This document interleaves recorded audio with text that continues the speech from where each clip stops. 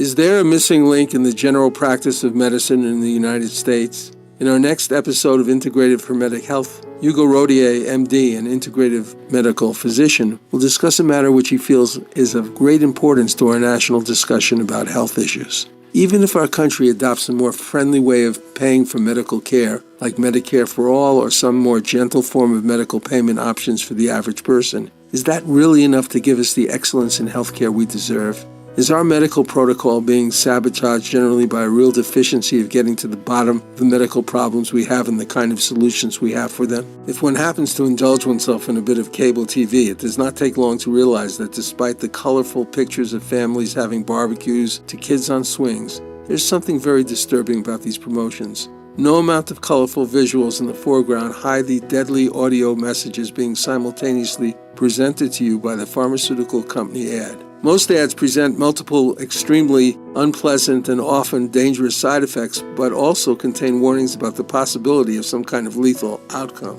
It is Dr. Rodier's belief that despite a great deal of research into basic nutrition, with some very strong data over the last few decades, changes in physician behavior and training in regards to nutrition has been slow. The medical profession is still very much married to the pharmaceutical industry. Here's what Dr. Jason Fung, a medical practitioner for 20 years, has to say about the issue. The other thing I'm going to just touch on is, where are you going to get this information from? Who are you going to get it from?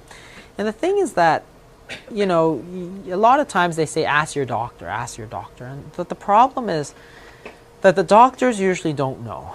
And I know this very well because I went through medical school, I went through training, I did all my training, I did kidney disease. And nutrition impacts really a lot of what I do. In fact, most of what I do. But if you look at the amount of training that I received, it was probably about 2 or 3 hours in medical school. Once I got out into training, my internship, my residency, which was a 5-year long, I don't think I got any training at all. And from then on to now, there's probably zero amount of training in nutrition. So for a fellow who's been practicing medicine for closer to 20 years now, I maybe got 5 hours of instruction back in medical school. And the 12 or 13 years that I've been in full practice, really there's been no talk about nutrition.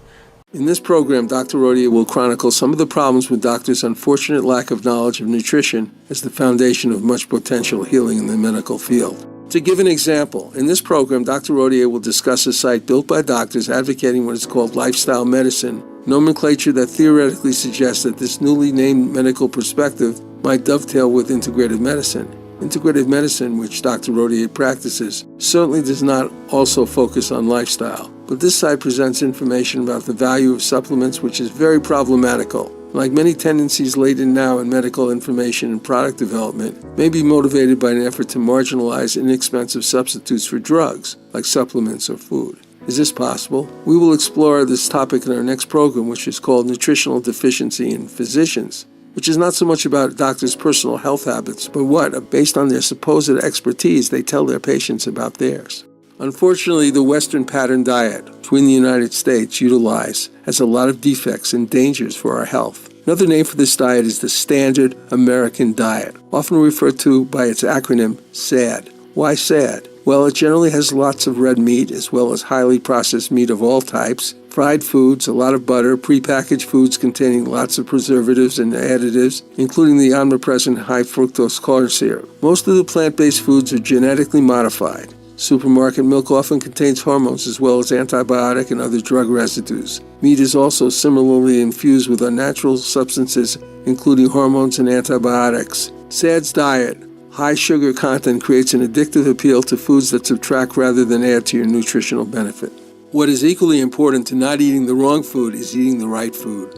And this is not always so easy if you have various conditions that can be helped with a better diet. That is the value of working with nutritionally oriented integrated physicians. That is why Dr. Rodier has this program. He also regularly blogs information based on cutting-edge media research as described in the top medical journals. He also has written several books on nutrition, including Gut Health, Switching Off Chronic Disease, and Licking Sweet Death.